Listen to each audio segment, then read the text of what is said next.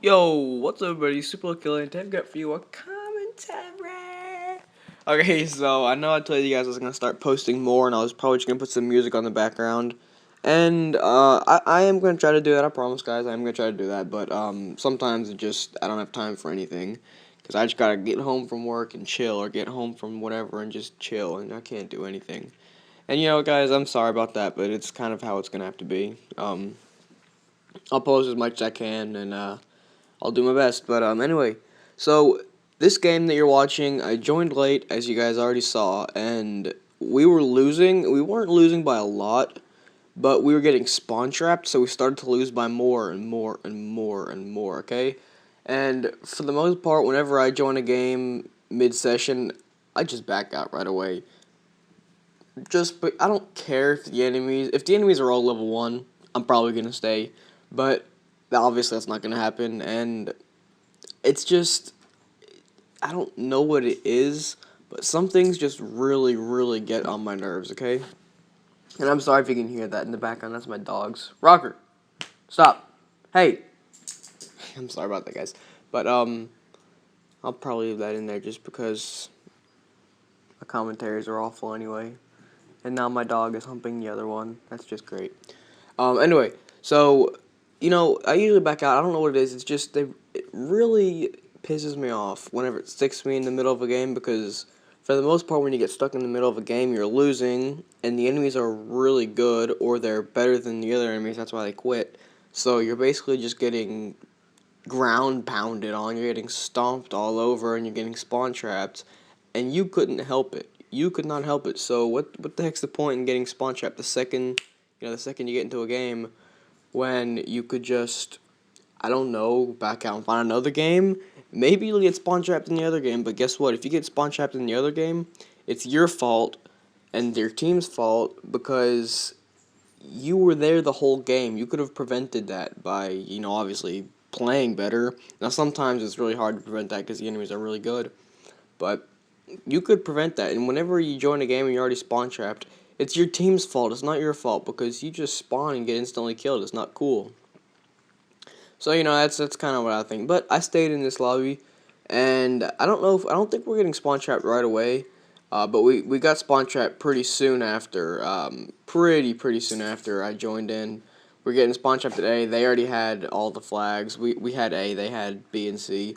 And I died a few times trying to do whatever, and we got spawn trapped. So I mean, I guess it was partially my fault, but not really, because I didn't have any chance to capture flags or defend flags, whatever.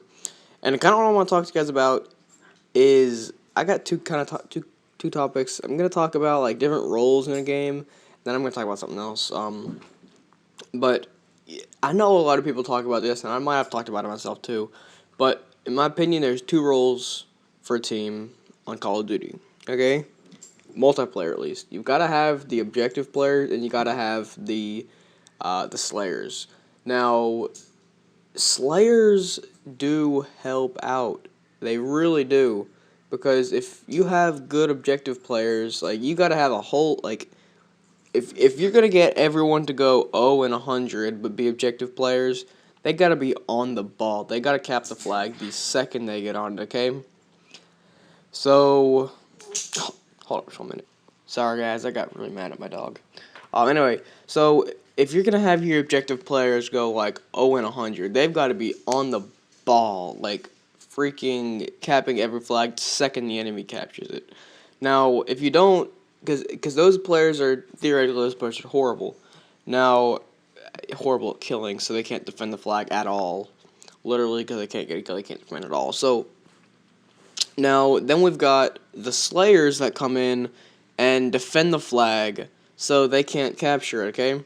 If I'm going 75-3 because I've got all this air support up and crap, I haven't captured or I haven't captured a single flag, but I can pretty freaking sure you, or I don't know what the heck I just said, but I can freaking assure you that I've defended more flags than you've capped and defended combined, because my air support's taking them off those flags, and you're gonna win. That's why full parties in 9 freaking win all the time, because they capture their flag and they capture the B flag, the home flag, right away at the start of the game.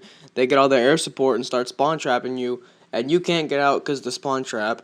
If you do get out, the air support's gonna kill you when you're on the flag. So that's how these big parties win.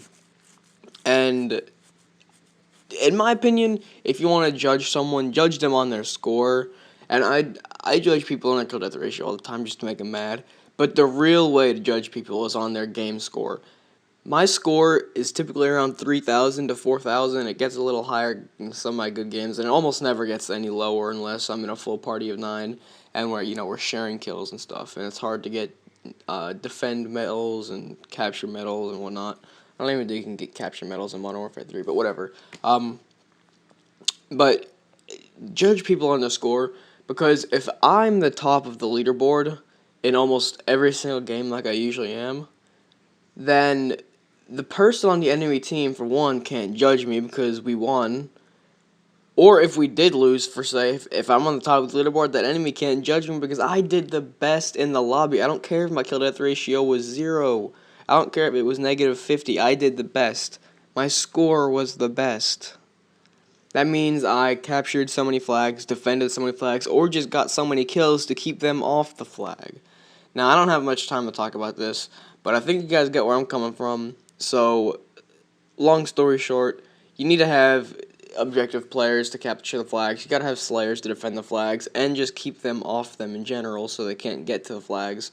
And then, I don't know, I mean, in my opinion, I'm a slayer. I don't capture many flags, but I can get work done. I can pop out of spawn traps like I did in this game, and I kind of brought the team around for the win. I didn't capture very many flags, I don't think, but I did get us out of the spawn trap, and I did start to keep them off the flags a little bit, as much as I could. Now, I might not have gone positive. I might have gone positive. I don't remember. This was forever ago, but I got work done. Anyway, guys, so now I'm going to talk to you guys a little bit about, I guess, how games have come along, and I'm probably going to talk to you about this more in the next commentary, because I've got a lot to talk about, I feel like. I don't know. I haven't thought over it, but I'm just going to talk about what I say now, and in the next commentary I'll come back to it. But anyway, so a long time ago, whenever the PS2 was the main thing, the PS2 was the main deal, because back then there was no console wars. PS2, Xbox, and the original Xbox, and then who really cared? You had one, your parents bought it for you, whatever they bought, whatever was cheapest at the time. If there was a deal on the PS2, you got the PS2. If there was a deal on the Xbox, you got the Xbox. That's kind of how it was. You had no say, so obviously you were like 4, 5, 6. You had no money to buy it. So, you got one of them. They didn't really have the same games because there were no AAA titles. There were just titles to play, just random games. And they were fun games. In my opinion, the old games were the best games there were. Now, everyone, like all the adults say, yeah, when I was a kid, we played Pong, and Pong was the best game ever, and Pong is still the best game ever. No, Pong is not the best game ever. I would say, honestly, some of the best games are out on PS2 and the original Xbox, because that's when developers tried to get the game out. That's when they tried, okay? And back then, it was obviously about the money, because that was their job. It was about the money. But it was about the money and the experience, about the money and what players thought. Nowadays, it's just about the money. People like Call of Duty comes out with a map pack, $15. They come out with 4 of those a year, or about 4 of them a year. They get about the same money. And what? The maps are crap. They don't listen to the community half the time.